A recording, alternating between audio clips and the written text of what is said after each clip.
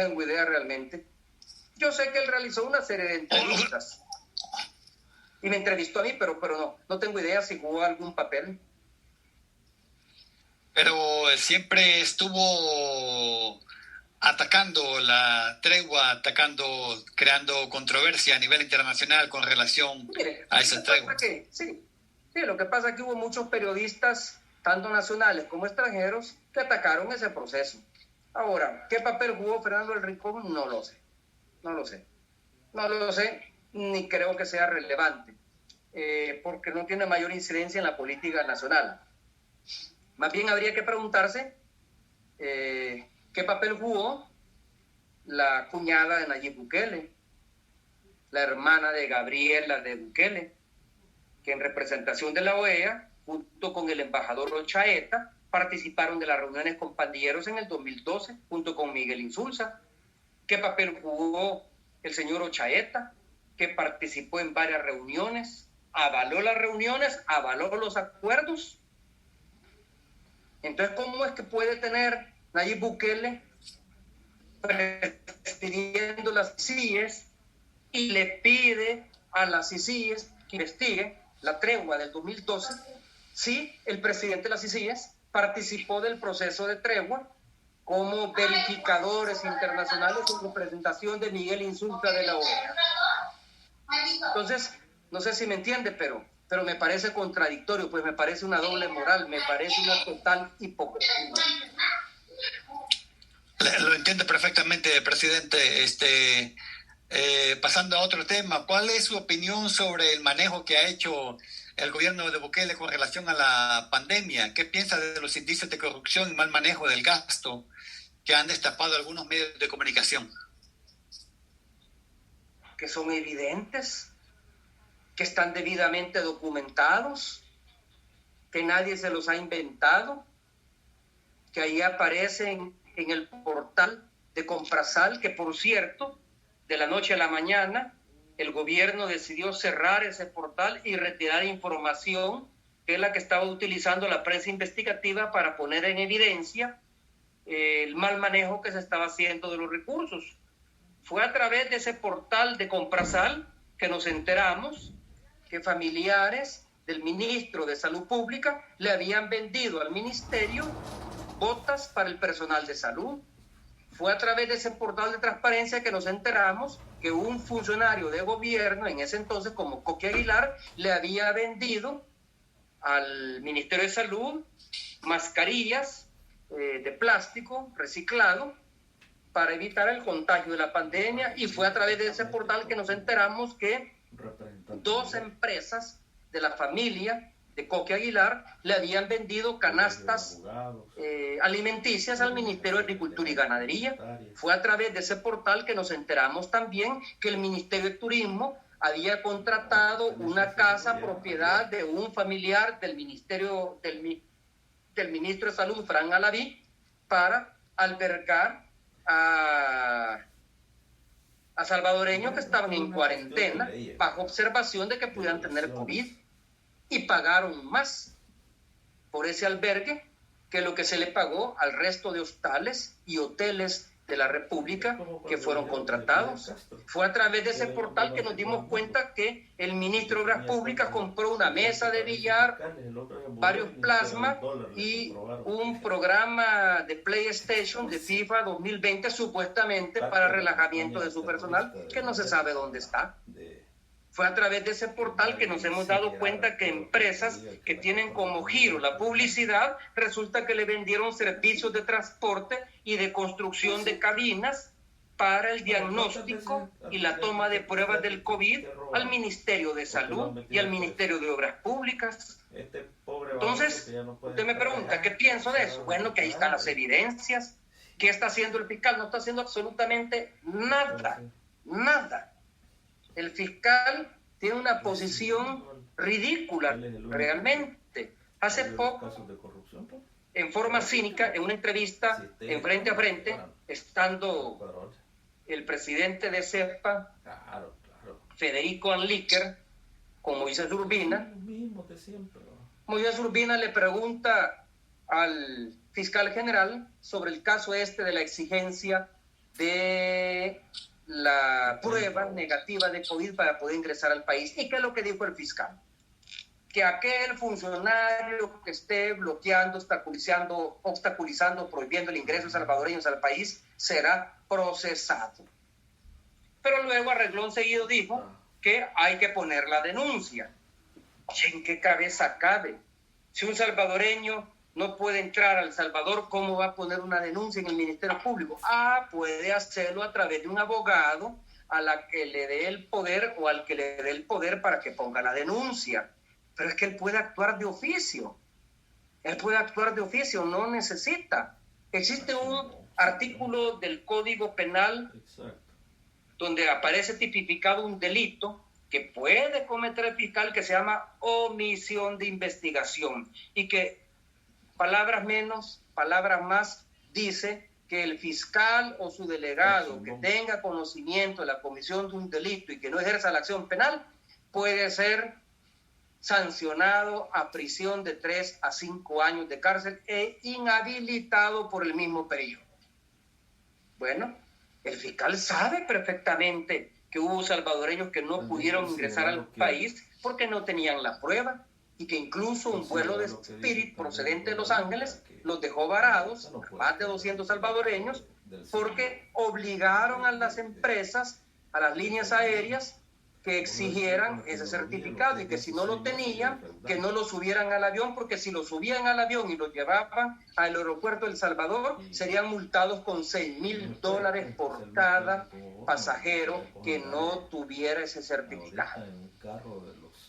Una clara violación a una sentencia de la Sala de lo Constitucional que con meridiana claridad prohibió la exigencia de ese documento para autorizar el ingreso de salvadoreños o extranjeros residentes permanentes en El Salvador al país, si no portaban ese documento. Y sin embargo, lo exigieron.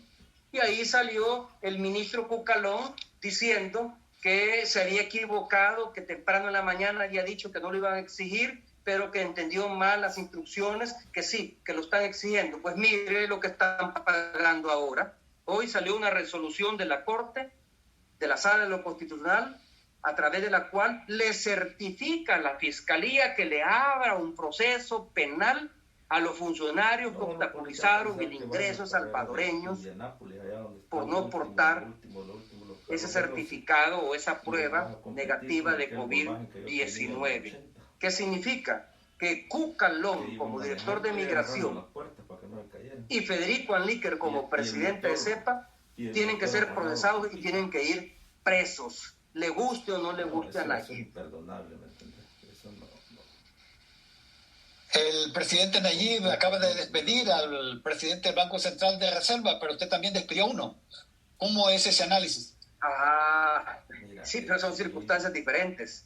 Sí, son circunstancias diferentes. Yo me imaginé que me iba a preguntar eso, son circunstancias diferentes.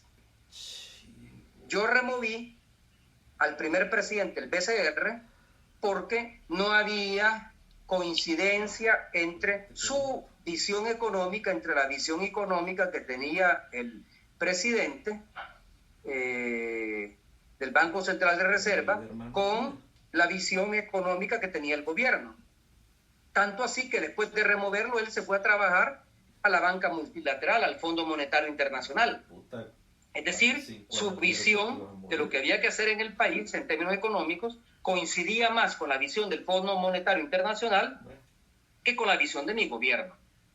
Pero Nayib despidió a este funcionario porque lo fue a poner en evidencia a la Asamblea Legislativa cuando fue citado por la Comisión Investigadora de la Colocación de Letras del Tesoro Público y de Préstamos Internacionales.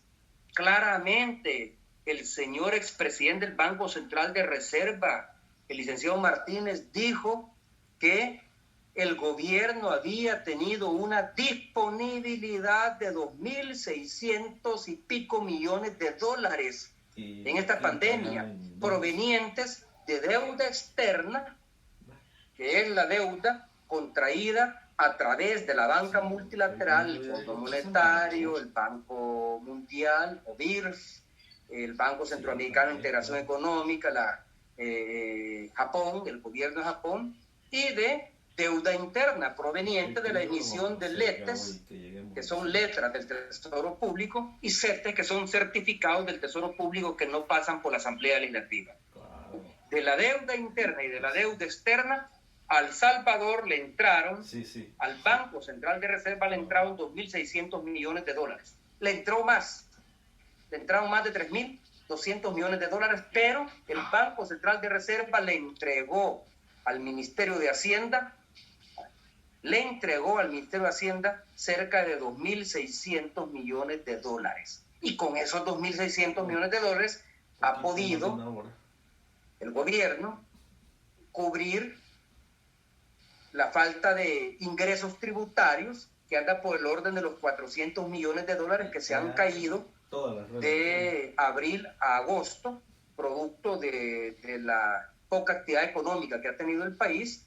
Ha podido entregar los $300 que, según el gobierno, entregaron como bono a las familias pobres del país. Han podido comprar las canastas alimenticias, han podido también hacer las compras del Ministerio de Salud Pública, entre ellos 60 millones para el nuevo hospital de Cifu, que dicha sea de paso, el ministro de Obras Públicas dijo que iba a estar terminado en julio, y hoy ya estamos en septiembre, finalizando septiembre, 2 meses después, y ni siquiera las paredes están puestas de la llamada tercera etapa. Entonces han podido pagar todo eso y han tenido una disponibilidad un poco más de 600 millones de dólares después de pagar todo esto, con lo cual pudieron haber pagado el FODES, los más de 70 millones que le deben a los alcaldes y que debían de haber estado en el presupuesto, pero podían sacarlo de ahí.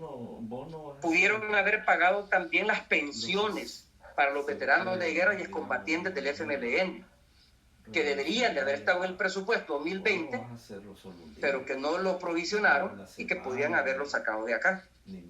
Es decir, el gobierno ha tenido dinero. Las lágrimas de cocodrilo de Nayib Bukele, en el sentido de que no ha tenido ni un centavo de dólar partido por la mitad, es una tremenda falsedad. Ha tenido suficiente liquidez. La pregunta es, en base a lo que usted me ha preguntado a mí, ¿y dónde está esa plata? ¿Dónde está esa plata? ¿No quieren dar cuentas de esa plata? Cuando no las tenés. El ministro de Agricultura y Ganadería, Juan Pablo Anlíquer Infante, no permite que lleguen los auditores de la Corte de Cuentas de la República a auditar el manejo que ha hecho él del gasto público durante esta emergencia. No le proporcionan información a la Corte de Cuentas de la República. No le proporcionan información al público. Cierran el portal de Comprasal para que uno no tenga acceso a esa información. Entonces, hay suficientes indicios de corrupción que ha revelado la prensa investigativa y la oposición en El Salvador. Nayib no da ninguna información ni sus funcionarios de cómo están manejando el gasto público. Lo menos que uno puede pensar es que hoy más que nunca necesitan cortinas de humo para ocultar todo eso. Necesitan cortinas de humo para ocultar los dineros utilizados durante la pandemia y que ingresaron al Banco Central de Reserva y por lo tanto a las arcas de la hacienda pública, por más que Nayib diga que no ha tenido liquidez. Necesitan ocultar los indicios de corrupción que ha revelado la prensa, que ya van varios, y de varios ministros, que incluso han comprado a sobreprecios. Necesitan ocultar,